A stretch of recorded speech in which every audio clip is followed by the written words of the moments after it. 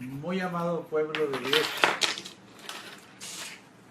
queremos saludarles y expresarles nuestro deseo de que esta enseñanza que vamos a compartir ahora, que es por cierto una de las enseñanzas más combatida y más delicada, que sea para ustedes una bendición, porque es justamente el tiempo en que tenemos que dárseles. La verdad es que siempre este tema ha sido motivo de ataques y de objeciones de parte de la gente.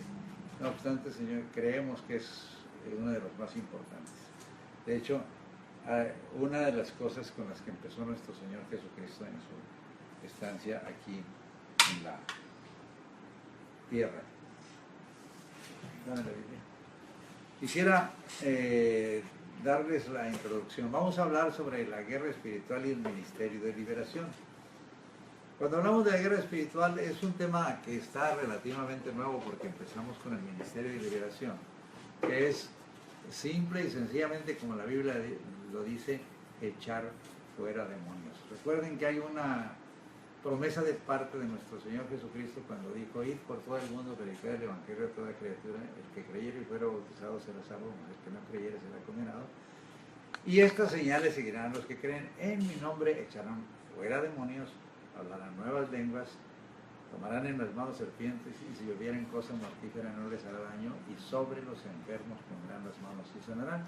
Y la verdad es que a los cristianos le hemos dado mucha importancia, especialmente los de doctrina pentecostal, al hablar en otras lenguas y al sanar enfermos.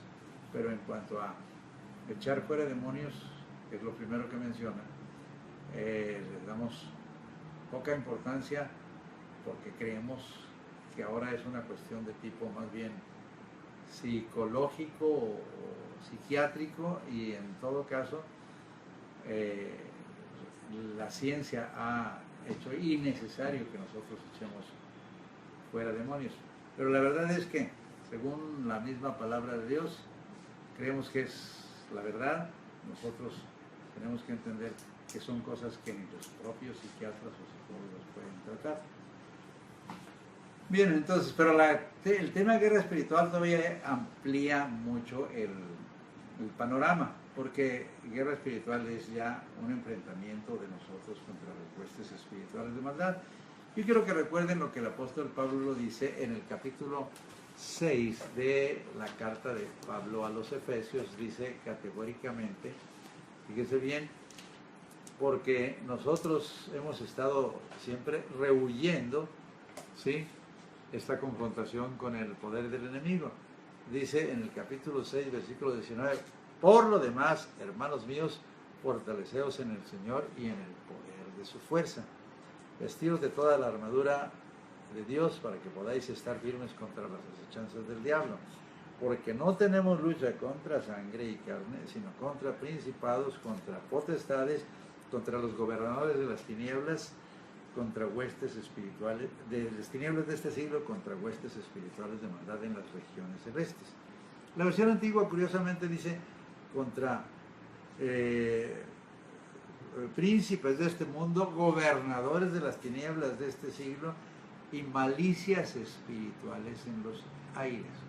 O sea, lo cual quiere decir que el aire está poblado de una cantidad enorme de espíritus inmundos que nosotros no los vemos, pero que son muy reales.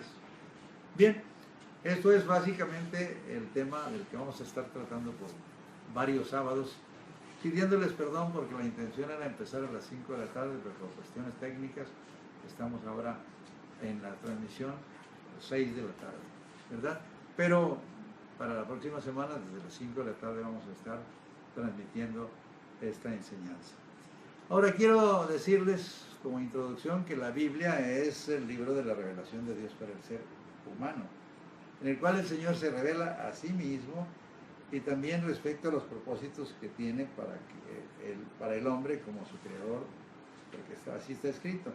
Entonces dijo Dios: hagamos al hombre a nuestra imagen, conforme a nuestra semejanza, y señoree en los peces del mar, en las aves de los cielos, y en las bestias, en toda la tierra, en todo animal que se arrastra sobre la tierra.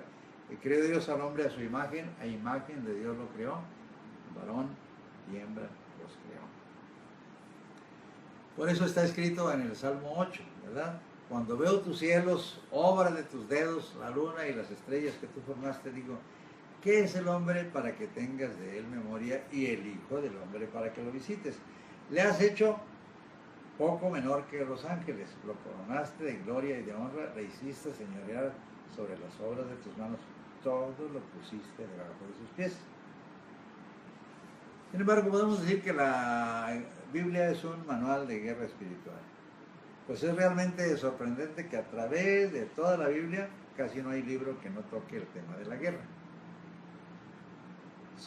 Se nos habla del conflicto constante que el hombre afronta diariamente en el curso de su historia, lo cual podemos comprobar a través de las páginas del Sagrado Libro y también por las circunstancias que nos rodean cotidianamente. ¿Sí? De hecho, podemos comprobar lo que decimos desde las páginas del Génesis, cuando Dios mismo declara la guerra a la serpiente, cuando ésta hace caer por medio del engaño a la primera pareja, haciéndole desobedecer el mandamiento de Dios.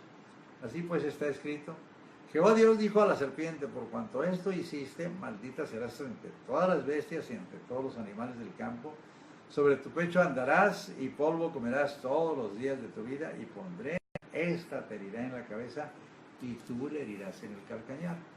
A esto yo le llamo la declaración de guerra, y la dio Dios. ¿Sí?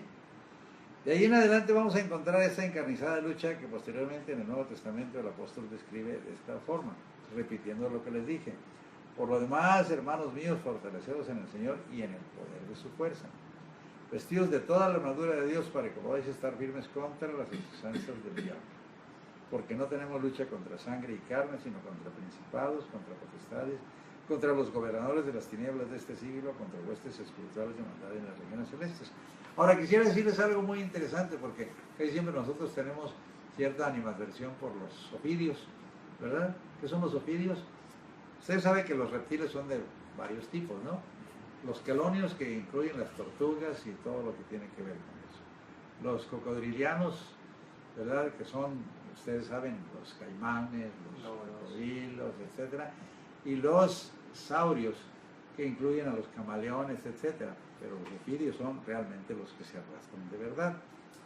¿Sí? Las serpientes, que pueden ser venenosas o no venenosas, ¿sí? Pero todas se arrastran sobre la tierra. Sin embargo, la Biblia bien claro menciona cómo la serpiente de la que habla Génesis ya declara perfectamente en Apocalipsis cuál es. Capítulo 12, en el versículo del 9 en adelante, dice que hubo una batalla en el cielo y Miguel y sus ángeles luchaban contra el dragón y sus ángeles. Y luego dice, y fue lanzado fuera aquel gran dragón, la serpiente antigua que se llama Diablo y Satanás.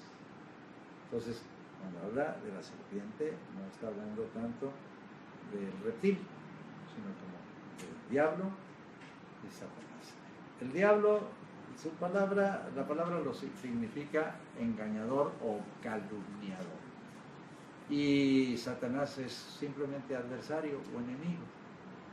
Así que cuando yo mencione enemigo, ¿saben que estoy hablando de Satanás? Es igual. Es igual. ¿Sí? A veces lo da en la Biblia más corto, Satán, ¿verdad? ¿Sí? Pero es el mismo.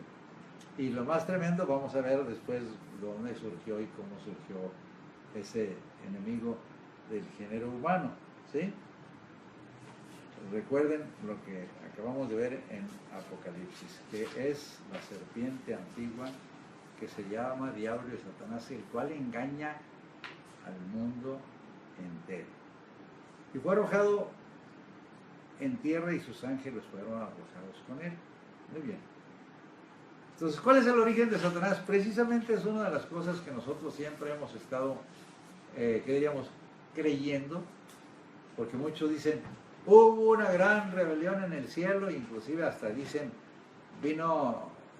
los arrojaron del cielo porque se rebelaron y vinieron hasta destruir la tierra, y que Génesis 1:1 habla de esa creación anterior, y luego cuando dice, y la tierra estaba desordenada y vacía, y las tinieblas estaban sobre la faz del abismo, y el Espíritu de Dios se movía sobre la faz de las aguas, está hablando de que hubo una recreación y no necesariamente la creación original. Así se dice normalmente. Ustedes han oído esa teología y yo quiero enderezarla. No digo un poco, sino enderezarla y ponerla en su correcta dimensión. ¿Sí? ¿Verdad? Eso es un error. Yo quisiera que recordáramos que el que nos puede revelar todo esto es nuestro Señor. Y en el libro de Daniel, el Señor nos dice claramente una cosa. Dice, Daniel habló y dijo, sea bendito el nombre de Dios de siglos en siglos, porque suyos son el poder y la sabiduría. Él muda los tiempos y las edades, quita reyes y pone reyes, da la sabiduría a los sabios y la ciencia a los entendidos. Él revela lo profundo y lo escondido, conoce lo que está en tinieblas y con él mora la luz. Así que, cuando estamos hablando precisamente de cómo el Señor describe la creación de los cielos y la tierra, especialmente la tierra, el Señor describe cómo la creó, ¿sí? Y quiero decir que es una cosa, es una de las creaciones más perfectas de Dios, ¿sí? No vamos a hablar de ciencia, sino de la belleza con que Él creó la tierra, que pudiéramos decir causó la envidia del que nosotros llamamos el enemigo, el maligno. ¿Sí? En Job lo dice cuando está él hablando contra, pues porque se siente bastante lastimado por la situación que vive, el Señor le contesta en una forma en que, viene una de las cosas que tienen que aprender ustedes, que el Señor no da explicaciones de lo que hace. Él es el creador, Él es el hacedor, Él es el dueño, y Él no te va a dar explicaciones. A veces no sabemos por qué suceden ciertas cosas. Sin embargo, cuando ya te empieza a tratar de ubicar en tu posición, dice, ¿quién es ese que oscurece el consejo con palabras sin sabiduría? Ahora, ciñe como varón tus lomos, yo te preguntaré y tú me contestarás. ¿Dónde estabas tú cuando yo fundaba la tierra? Al menos saber si tienes inteligencia. ¿Quién ordenó sus medidas? Si lo sabes. ¿O quién extendió sobre ella cordel? ¿Sobre qué están fundadas sus bases? ¿O quién puso su piedra angular cuando alababan todas las estrellas del alba y se regocijaban todos los hijos de Dios? O sea, hubo fiesta cuando terminó la tierra. ¿Sí? No hay nada más hermoso que el planeta en que estamos nosotros colocados. ¿Sí? Y todos los hijos de Dios se regocijaron. Yo creo una cosa, cuando dice la Escritura, y dijo Dios, hagamos al hombre a nuestra imagen, conforme a nuestra semejanza, Él estaba hablando justamente, inclusive, de toda la corte angelical. ¿Cuántos ángeles usted cree que colaboraron en la creación de la tierra? ¿Cuántos estuvieron trabajando en todas esas medidas? Yo creo que el Señor solo era el arquitecto y Él daba las órdenes.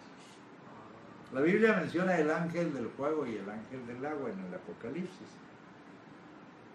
Imagínense ellos con todo y sus colaboradores en la creación de la tierra. ¿Sí? Póngase a pensar en eso. Nosotros vemos que estaba hecha bajo un diseño. Dice claramente, dice, ¿quién extendió sobre ella cordel? ¿Sobre qué están fundadas sus bases? ¿O quién puso su piedra angular cuando alababan todas las estrellas del alba y se regocijaban todos los hijos de Dios? Quiero preguntarles, ¿usted sabe las dimensiones de la Tierra desde el punto de vista, ¿qué diríamos? ¿De su diámetro, aprox? No me he tomado el tiempo para meditar. 40,000 kilómetros no de diámetro, de circunferencia. ¿Sí? Entonces el diámetro sería unos 13.000 kilómetros aproximadamente, ¿no? 13 por 3, 39, entonces por 3.1416 se tiene cerca de 40.000 kilómetros de circunferencia. Nada más y nada menos. Bueno, no, aprox. La idea en todo caso es que fue hecha bajo un diseño. Y entonces todo el mundo tiene que haber estado extasiado en ver la grandeza de la creación. Si usted se pone a pensar en la descripción de la tierra, es muy escueto, ¿verdad? En el principio creó Dios los cielos y la tierra estaba en estas condiciones hasta que Dios le empezó a introducir el orden. Y dijo Dios sea la luz, y fue la luz, y vio Dios que la luz era buena, y apartó Dios la luz de las tinieblas. Y llamó Dios a la luz día, y a las tinieblas llamó noche, y fue la tarde y la mañana un día. Pastor, ¿puedo hacer una pregunta? ¿Sí? ¿Cómo se puede comulgar la idea científica de la creación a partir del Big Bang y que tenemos aquí más de 13.000 millones de años? ¿Cómo podríamos comulgar eso con lo que dice la Biblia? Si pudiéramos pensar en términos de la terminología bíblica, quisiera que tratáramos de captar esto. Una ocasión, precisamente, un hermano estaba diciendo claramente, es que la Biblia fue creada en 7 días de 24 horas. ¿Sí o no? ¿De 24 horas? Y luego, precisamente, un ingeniero que tenemos aquí en la iglesia dice, bueno, días, perdón, dice días, no dice de 24 horas. ¿Sí? Dice, dime un día de los polos o del Ecuador. En los polos, ¿cuánto dura un día? 6 meses. 6 meses. ¿Y una noche? 6 meses. 6 meses. O sea, dura un año. Nada más para que tengas una idea de nuestra forma de razonar las cosas. Nada más aquí. Estamos hablando de la Tierra. Sí, pero nada más aquí en la Tierra. Ahora, también la palabra día, tú puedes darte cuenta que es un periodo de tiempo, no necesariamente el periodo de 24 horas que tenemos. Y ya tenemos que en el polo un día son un año completo, porque es día y noche. Entonces ya no podemos nosotros dogmatizar diciendo tienen que ser de 24 horas. Es otra de las cosas que también podemos decir. Para nosotros un día es como 1000 años, para él, perdón, para Dios, y 1000 años como un día. Lo dice Moisés, ¿verdad? En el Salmo 90.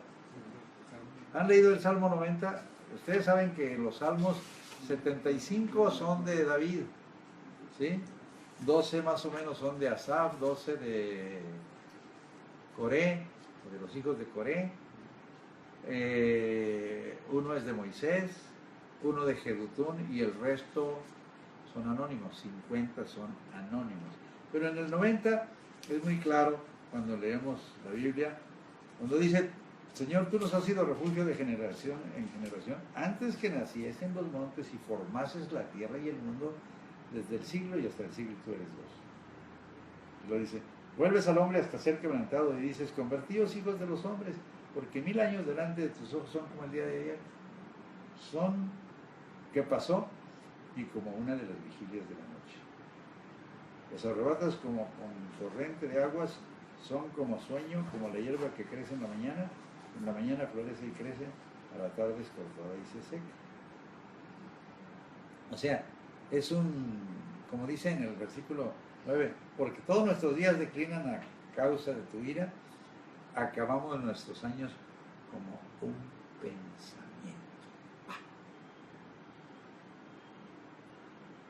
Ahora eres y al rato dejas de ser. Aparte, todavía sigue siendo teoría del Big Bang, no es una ley, no es una certeza 100%. Aquí es donde tenemos que caer en la situación de que teoría es una serie de conocimientos, experimentos e inferencias que pueden llegar a ser ciertas o falsas. Porque depende del conocimiento que tú tengas, y si lo aprendiste mal, pues sencillamente sacaste tus deducciones malas. Como la teoría de la generación espontánea. No solo eso, la teoría de la llamada teoría de la evolución. Sí. Yo debiera decirle la hipótesis de la evolución. ¿Por qué? Porque creo que si usted ha leído el origen de las especies, vienen aproximadamente la expresión, supongamos, 800 veces. Aproximadamente 800 veces. O sea, son suposiciones. Nada más. Estamos hablando ahorita de lo que nosotros hasta lo defendemos. Los seres humanos. Yo sé que tú no, ni Tomás, ni José Luis, ¿verdad? Pero la verdad es que el ser humano se siente como que él sabe. Por eso le dice el Señor a Job, ¿dónde estabas tú cuando yo fundaba la tierra? Házmelo saber si tienes inteligencia. La inteligencia es la capacidad de entender las cosas. ¿Sí? Y a través de ellas adquieres el conocimiento. Pero el conocimiento, ya la sabiduría es la aplicación y uso adecuado del conocimiento. A veces podemos ser entendiendo eso. ¿Sí? Simplemente el huerto de Edén. Ustedes están pensando en el huerto de Edén y cómo pueden imaginar la extensión del huerto de Edén. A ver, José Luis, ¿cómo imaginarías tú el huerto de Edén en su extensión? Aproximadamente. Wow, no sé, más grande que México. Más grande que México. Bueno, México tiene 2 millones de kilómetros cuadrados. A ver, tú, Tomás, ¿cómo te imaginas el huerto de Edén? El huerto del Edén me lo imagino no tan grande. ¿Cómo qué? ¿La ciudad de Monterrey? Tal ¿La vez, ciudad metropolitana? tal vez menos. Menos. Como Ciudad Guadalupe. Guadalupe, correcto. Pero es el huerto Gabriel. del Edén. Ver que empezaste las disquisiciones científicas, así que viene la...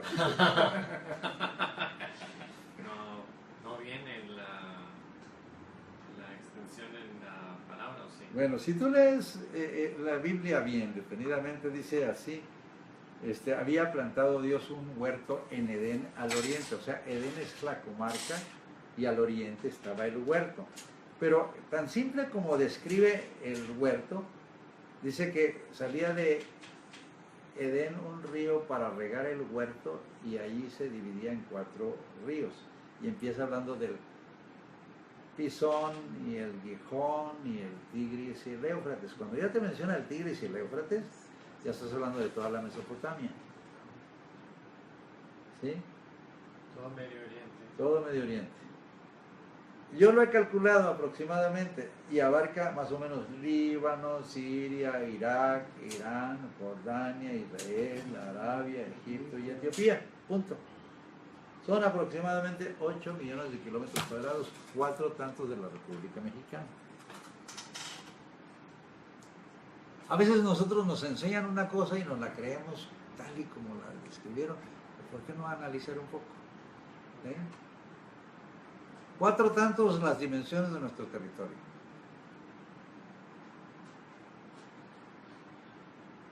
Ya la Biblia. ¿Sí? Ese es el primer error. Pensar que el huerto era una parcelita así como en un rancho, ¿no? Póngase a pensar que cuando inclusive le trajo el Señor todos los animales a Adán para que les pusiera nombre, ¿cuántas especies animales hay? Todavía no son descubiertas todas o nombradas todas. No, pero Él les puso nombre por nombre. ¿Cuántos años se llevó? ¿Quién sabe? Pero póngase a pensar en eso. Ahorita nosotros vemos cómo se clasificaron ahorita, sí, mamíferos, aves, reptiles, batracios y peces. Cuando hablamos de los mamíferos, son carnívoros y herbívoros. Y los carnívoros son plantígrados y digitígrados. Y los digitígrados son félidos y cánidos. Y sí, podemos entrar ya a los insectívoros y a los quirópteros y a los proboscidios y a los diferentes clasificaciones que hay, ¿sí? No voy a hablar de ciencia porque no es el tema. Estamos hablando de guerra espiritual. Si no, también nos da una cátedra. Bueno, También. la idea es que aprendamos a leer la Biblia y preguntemos al que la inspiró. ¿Sí? Pensando en el mismo Adán. ¿De qué tamaño creen que era Adán? De por sí tenía una inteligencia estupenda. Si ustedes le dieran un objeto que usted no sabe para qué es y le dicen ponle un nombre, va a batallar hasta que le digan para qué es. Y no solo eso, sino que ya puede echar mano de los diccionarios y le pone, por ejemplo, este aparato. ¿Qué es? Teléfono. Tele, ¿qué quiere decir? Distancia. Lejos. Lejos. Fonos. Sonido. Sonido. Ok. Pues tienes que echar mano del griego porque ya tienes herramientas. Adán, ¿qué haría? Tenía que observar al animal, tenía que ver su forma y cómo se apareaba, si era ovíparo, si era vivíparo, y así le fue poniendo nombre por nombre, ¿no? Todo así como dice que le llamó, así se llama, obviamente en hebreo, ¿no? Bien, nada más que estamos tratando de decir, lea la Biblia, no se crea lo que el otro dijo, es que a mí me enseñaron, no, léala usted, pregúntele al que sabe. ¿Y quién es el que sabe? Dios. Solo Dios. El segundo error es ubicar a la rebelión de Satanás en el cielo, a pesar de que el relato bíblico ubica esta rebelión en el propio huerto de Edén. Se rebeló en el huerto de Edén. Puedes leer la historia, es bien clara, ¿no? Ezequiel 31 del 3 al 11 dice así: vino a mí palabra de Jehová diciendo, hijo de hombre, levanta endecha sobre el rey de Tiro y dile, así ha dicho Jehová el Señor, tú eres el sello de la perfección, lleno de sabiduría y acabado de hermosura. En Edén, otra vez, está ubicándolo en Edén, en el huerto de Dios estuviste. No estaba en el cielo, estaba en el huerto de Dios. De toda piedra preciosa era tu vestidura, de cornerina, topacio, jaspe, crisólito, berilo y ónice, de zafiro, carbúnculo, esmeralda y oro. Los primores de tus tamboriles y flautas estuvieron preparados para ti en el día de tu creación. Tú, querubín grande, protector, yo te puse en el santo monte de Dios, allí estuviste. En medio de las piedras de fuego te paseabas. Perfecto eras en todos tus caminos desde el día que fuiste creado hasta que se halló en ti maldad. Eso dice que Ezequiel 28, del 11 al 15. Puede usted ver Ezequiel 31, del 3 al 11, y ahí lo menciona como un cedro del Líbano, o algo así. Pero por lo pronto, la idea es que quiero que les quede claro, ¿sí? La rebelión fue en el monte de Dios. ¿Dónde está el monte de Dios? ¿Eh? ¿Dónde está el monte de Dios? Mira, no, otra vez el tercer cielo sale a colación, pero no dice así. Dice exactamente dónde está el monte santo de Dios. Se encuentra en Medio Oriente, concretamente la ciudad de Jerusalén. La Biblia lo dice. Puede leerlo. Le voy a leer el salmo que habla del monte santo de Dios y usted va a darse cuenta por qué Jerusalén ha estado en pugna a su posesión por miles de años, ¿sí? Porque ama el Señor tanto Jerusalén. Ya les dije el nombre, ¿verdad? 87, perdón. Salmo 87. Me gusta, ¿sí? Porque ubica las cosas el Señor, el monte santo de Dios. Su cimiento está en el monte santo. Ama Jehová las puertas de Sión más que todas las moradas de Jacob. Cosas gloriosas se han dicho de ti, ciudad de Dios. Yo me acordaré de Rahab y de Babilonia entre los que me conocen. He aquí Filistea y Tiro con Etiopía. Este nació allá. Y de Sión se dirá, este y aquel ha nacido en ella, y el Altísimo mismo la establecerá. Jehová contará al inscribir a los pueblos, este nació allí, y cantores y tañedores en ella dirán, todas mis fuentes estarán en ti. De Jerusalén surgió todo. ¿Sí? Por eso ahorita los filisteos quieren, los palestinos, que son los filisteos, el control de Jerusalén. Casi 40 veces ha cambiado de manos. No hay ciudad que ha sido arrasada y luego reconstruida tantas veces.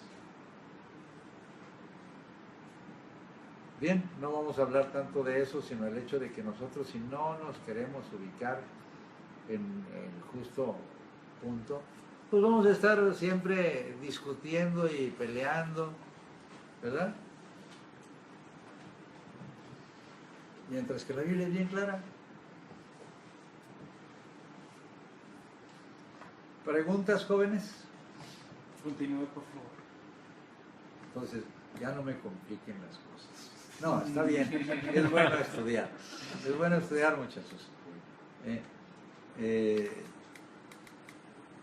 En la Escritura menciona precisamente a este enemigo muchas veces. Yo no sé si usted sepa que el nombre de Satanás, que casi no se menciona tanto en el Nuevo Testamento, en el Antiguo se menciona 19 veces, de las cuales 14 veces se menciona en el libro de Job. Moisés, ¿sí? Pero quiero insistir, si fue arrojado el maligno del cielo, ¿cómo es que en el libro de Job aparece siempre en la presencia de Dios?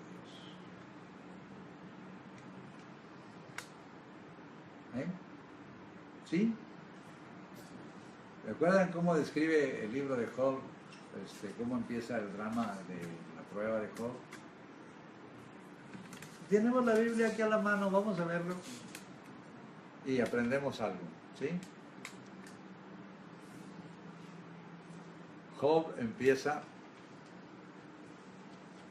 con un relato muy bello. Hubo en tierra de Uz un varón llamado Job, y era este hombre perfecto y recto, temeroso de Dios y apartado del mal. Creo que así era el hombre en su situación original. Pero en el caso particular de Job, era un hombre que, por cierto, aunque usted no lo crea, era descendiente de Esaú. O sea, ya era posterior a Abraham, Isaac, no, y era contemporáneo de Jacob, porque Esaú era el hermano mayor de Jacob.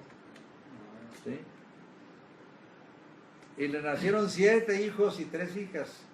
Su hacienda era 7,000 ovejas, 3,000 camellos, 500 yuntas de bueyes, 500 asnas y muchísimos criados. Y era aquel varón más grande que todos los orientales. E iban sus hijos y hacían banquetes en sus casas, cada uno en su día, y enviaba a llamar a sus 3 hermanas para que comiesen y bebiesen con ellos. O sea, es algo bien hermoso el relato, no vamos a entretenernos, pero el versículo 6 dice, un día vinieron a presentarse delante de Jehová los hijos de Dios, entre los cuales vino también Satanás. ¿Ah? Hágame favor. ¿Cómo es que lo arrojaron del cielo y ahora estaba en la presencia de Dios? Entre los hijos de Dios. ¿Sí? Y dijo Jehová, ¿de dónde vienes? Respondiendo Satanás a Jehová, dijo, de rodear la tierra y de andar por ella. Y Jehová dijo a Satanás, ¿no has considerado a mi siervo Job, que no hay otro en la tierra como él en la tierra, varón perfecto y recto, temeroso de Dios y apartado del mal? Y luego empieza la acusación del enemigo, porque el enemigo es así, es que dije que significa diablo, acusador o calumniador. Respondiendo Satanás a Jehová, dijo, ¿acaso teme Job a Dios de balde? ¿No le has cercado alrededor a él y a su casa y a todo lo que tiene? Al trabajo de sus manos has dado bendición, por tanto sus bienes han aumentado sobre la tierra. Es importante entender esto. Miren, quiero que sepa una cosa, que el diablo no lo toca a usted, no porque no quiera. De buena gana ya lo hubiera hecho polvo, porque tiene el poder como para eso. Pero ¿qué es lo que está sucediendo con respecto a Job? Nos responde eso. tú lo estás rodeando, no lo puedo tocar. Dice claramente, ¿sí? No ha acercado alrededor a él y a su casa y a todo lo que tiene. Dele gloria a Dios, porque en realidad si usted está en buenas situaciones, ¿por qué? Tiene alrededor de usted al Señor y las cosas. Pregunta de afuera. Sí. Hay quienes dicen que lo que dice Ezequiel es exclusivo para el rey de Tiro y no respecto a Satanás. ¿Qué podemos decirle? Si ahí nunca se menciona a Satanás, incluso muy pocas veces se menciona que el concepto occidental que tenemos de Satanás es completamente diferente al de los judíos. ¿Qué pudiéramos decir o argumentar? Primero, quisiera que se fijaran que, volviendo a Ezequiel, el rey de Tiro, ustedes crean que era el sello de la perfección, lleno de sabiduría y acabado de hermosura. Tiro es justamente la zona del Líbano, ¿sí? Donde florecieron los fenicios, ¿sí? Y el Señor siempre utiliza a veces personajes como representativos de algo, ¿sí? En ese caso, el rey de Tiro o príncipe de Tiro, si quiere regrese a Ezequiel, y quiero mencionarle otro texto, ¿sí? Ezequiel 28, ¿verdad? Estábamos en Ezequiel 28 y vamos a darnos cuenta. Aquí dice, empieza en el 28, no en esta zona que yo le dije que es el versículo 11, ¿sí? Pero dice en el versículo 28, el príncipe de Tiro, hijo de hombre, di al príncipe de Tiro, así ha dicho Jehová el Señor, por cuanto se enalteció tu corazón y dijiste, yo soy un Dios, en el trono de Dios estoy sentado en medio de los mares, siendo tu hombre y no Dios, y has puesto tu corazón como corazón de Dios, he aquí que tú eres más sabio que Daniel, no hay secreto que te sea oculto. ¿Usted cree que el príncipe de Tiro tenía más conocimiento que Daniel realmente? ¿Usted cree que era realmente conocedor de todos los secretos? Ni Daniel lo era, porque el Señor, él tuvo que revelarle los secretos. Hay un Dios en el cielo el cual revela los secretos. ¿Recuerdan cuando aquel sueño de la estatua? El famoso sueño de la estatua nos dice una cosa, que soñó Nabucodonosor una estatua, pero se le olvidó. Soñó un sueño que lo dejó aterrado, y entonces manda a traer a sus adivinos y encantadores y todo eso, y pues no le pudieron revelar el sueño. Dice, soñé un sueño, pero se me olvidó qué es lo que soñé. Curiosamente, quisiera que entendiéramos, todos soñamos, pero el que sueña, el que se duerme y no se acuerda de lo que soñó, es que está profundamente dormido. El que se acuerda que soñó, pero no se acuerda con claridad del sueño, es que está medio dormido. Y los que soñamos y nos acordamos de todo, es que estamos muy superficialmente dormidos. Entonces estaba él en el segundo nivel. Se acordaba que soñó algo, pero no sabía qué. ¿Qué hizo Daniel? Daniel tuvo que pedirle al Señor la revelación. A pesar de que según la escritura, Daniel y sus tres amigos, Ananías, Misael y Azarías, eran 10 veces más sabios que todos los demás sabios de la corte. He aquí que tú eres más sabio que Daniel, no hay secreto que te sea oculto. Pero el que revela los secretos es Dios. Por eso Daniel dice, hay un Dios en el cielo el cual revela los misterios. Y él le ha hecho saber al rey Nabucodonosor lo que ha de acontecer al cabo de días. Y le revela el sueño de la estatua.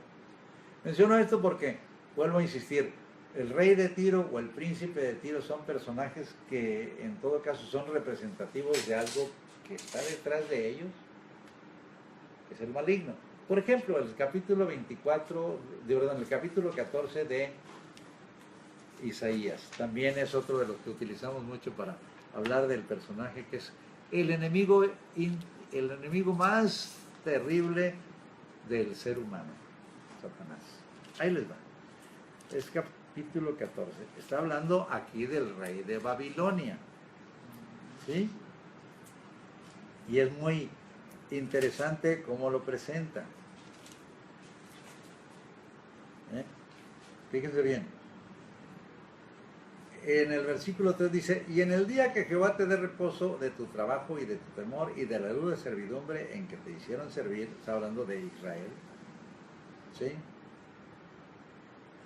Pronunciarás este proverbio contra el rey de Babilonia y dirás: cómo paró el opresor, cómo acabó la ciudad codiciosa de oro. Quebrantó Jehová el báculo de los impíos, el cetro de los señores.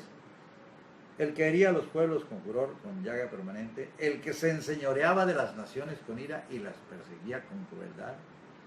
Toda la tierra está en reposo y en paz se cantaron alabanzas. Aún los cipreses se regocijaron a causa de ti y los cedros del Líbano, diciendo: desde que tú pereciste, no ha subido cortador contra nosotros. Fíjense bien. El Seol abajo se espantó de ti y despertó muertos que en tu venida saliesen a recibirte. Hizo levantar de sus sillas a todos los príncipes de la tierra, a todos los reyes de las naciones. ¿Sería eso con el príncipe de Tiro? Fíjense bien. Todos ellos darán voces y le dirán: tú también te debilitaste como nosotros y llegaste a ser como nosotros. Descendió al Seol tu soberbia y el sonido de tus arpas. Gusanos serán tu cama y gusanos te cubrirán. ¿Cómo caíste del cielo, oh lucero, hijo de la mañana? Cortado fuiste por tierra, tú que debilitabas a las naciones.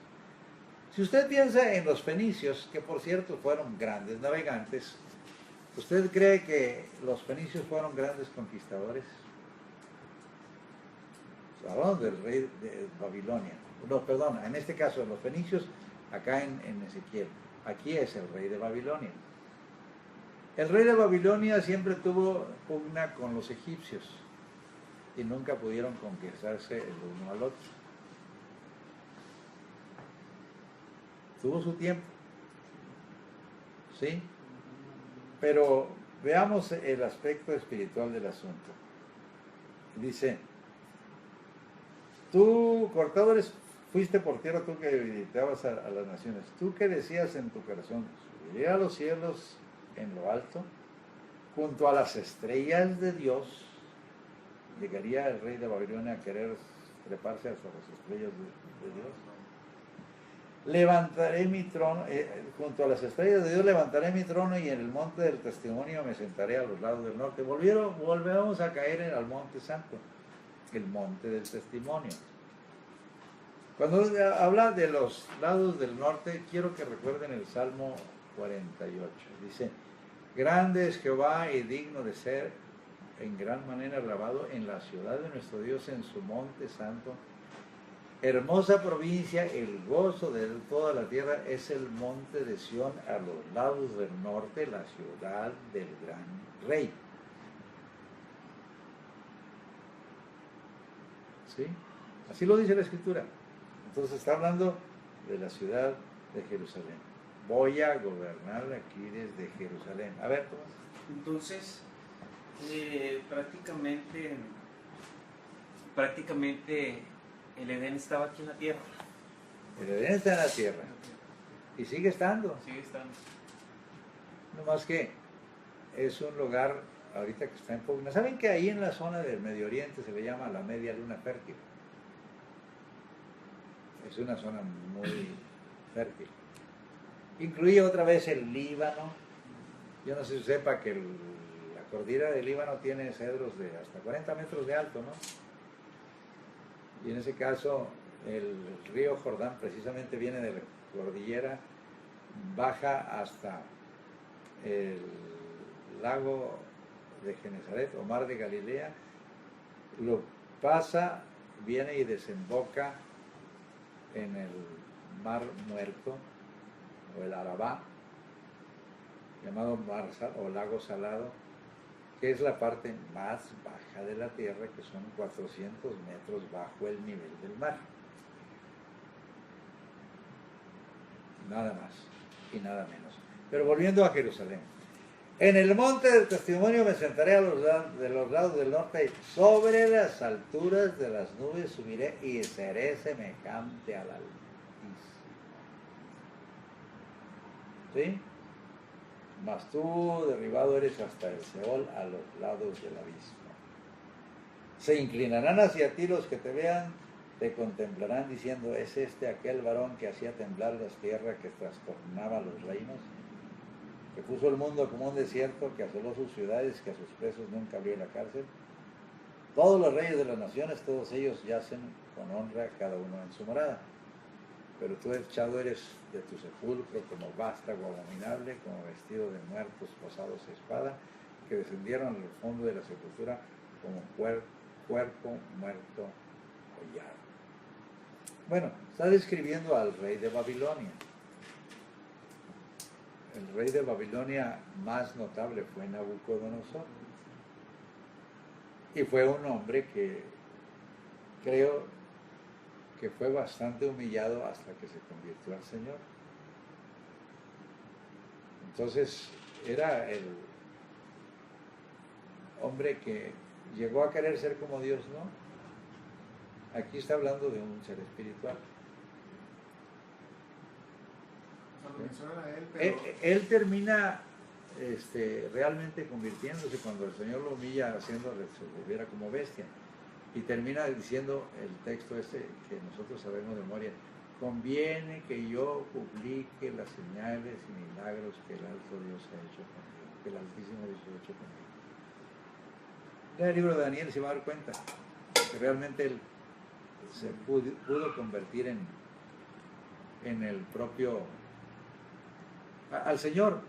Pero quiero decir una cosa, de hecho él adoraba a Daniel, le quemaba incienso.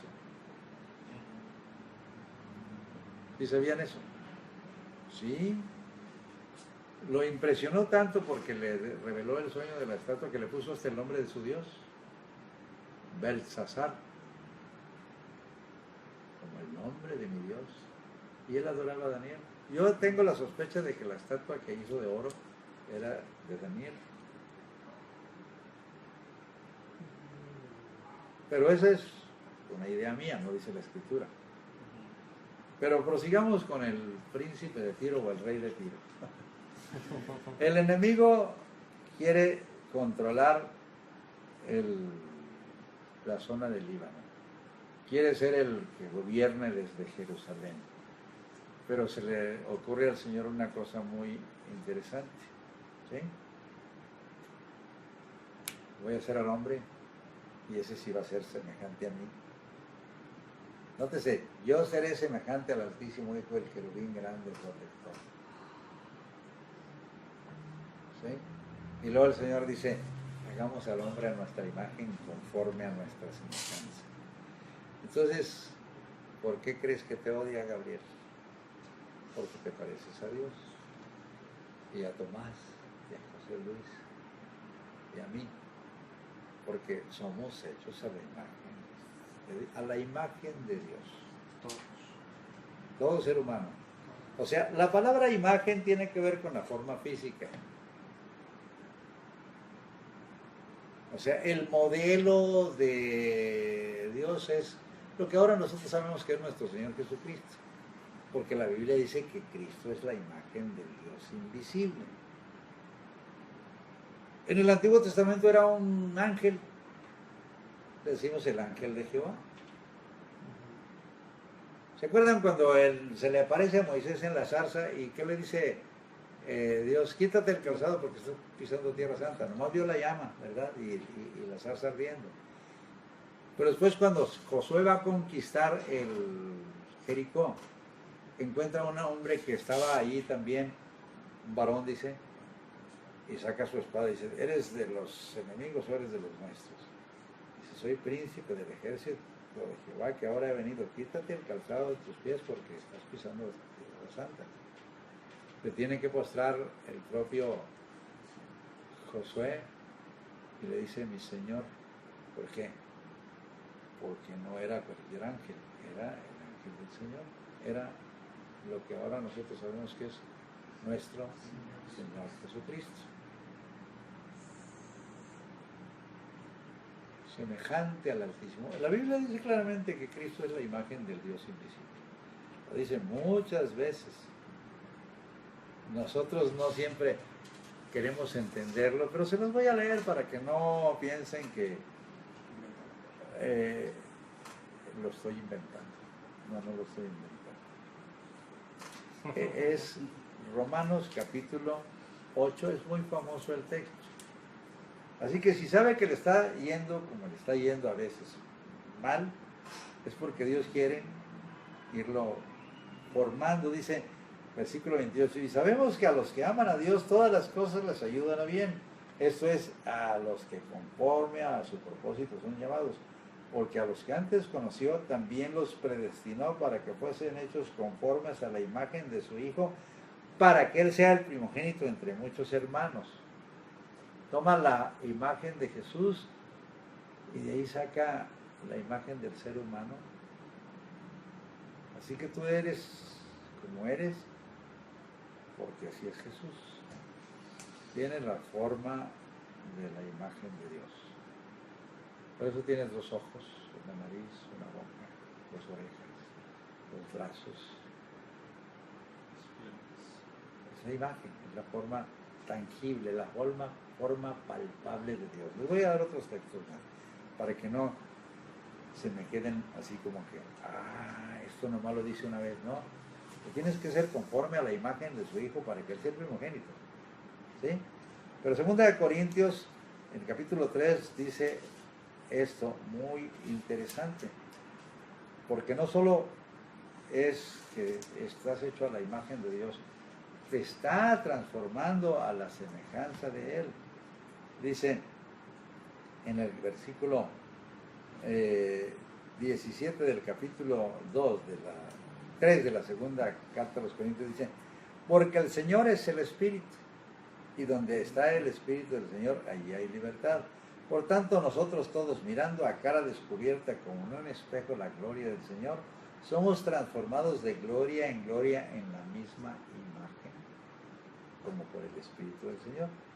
El Señor te está transformando en la imagen de Dios, porque el hombre la perdió o la distorsionó con su desobediencia y con el pecado, ¿no? Pero Él la está recuperando en ti y en mí. Pero pongámosle algo más. Aquí en el capítulo 4 dice,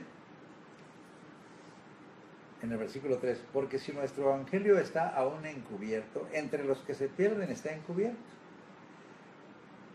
¿verdad? En los cuales el Dios de este siglo cegó los entendimientos de los incrédulos para que no les resplandezca la luz del evangelio de la gloria de Cristo, el cual es la imagen de Dios. ¿Quién es la imagen de Dios? Cristo. Jesús, el Cristo. ¿Sí? Dios tiene que revelarse a nosotros para que nosotros seamos como Él. Si quiere ver Filipenses, antes Gálatas 4:19. Esto es muy importante porque Dios quiere que seamos como Él. Y dice el 4:19, hijitos, por quienes vuelvo a sufrir dolores de parto, dice Pablo, hasta que Cristo sea formado en vosotros. Cristo tiene que ser formado en ti. En ti, en ti. En mí. A veces cuando me veo así en el espejo digo, ay, cuánto me falta, ¿verdad? Pero lo bueno es esto, ¿no? Que no depende de mí. Dice la Biblia que no depende del que quiere ni del que corre, sino de Dios que tiene misericordia. ¿Sí? Y en Efesios todavía es más amplio el concepto. Dice en el capítulo 4, en el versículo 11, que la razón de nosotros, los apóstoles, profetas, evangelistas, pastores y maestros, ¿sí?, es para perfeccionar a los santos. ¿Quiénes son los santos? Ustedes. Pero dice, para la obra del ministerio, para la edificación del cuerpo de Cristo, hasta que todos lleguemos a la unidad de la fe y del conocimiento del Hijo de Dios, a un varón perfecto, a la medida de la estatura de la plenitud de Cristo. O sea, tienes que llegar a la estatura de nuestro Señor Jesucristo. No se conforma el Señor con menos. ¿Quiere llegar a ser como Jesús? Entonces empiezas a ver cómo es Jesús. El día que prediqué sobre las bienaventuranzas, Él describe cómo es su carácter y así quiere que seas tú. Bienaventurados los pobres en espíritu, porque ellos es el reino, de ellos es el reino de los cielos. ¿Está hablando de la humildad? ¿Qué tan humilde eres? ¿Tú qué tan humilde eres? ¿Tú qué tan humilde eres? No más que digas yo soy humildicísimo, te das cuenta de que eres humilde. ¿Sí? Yo batallo mucho. Una ocasión un hermano enseñó cómo llegar a cierto nivel. Le dije, no hombre, si yo me doy cuerda solo, para que me dé cuerda a otro, pues mejor no. Porque bastante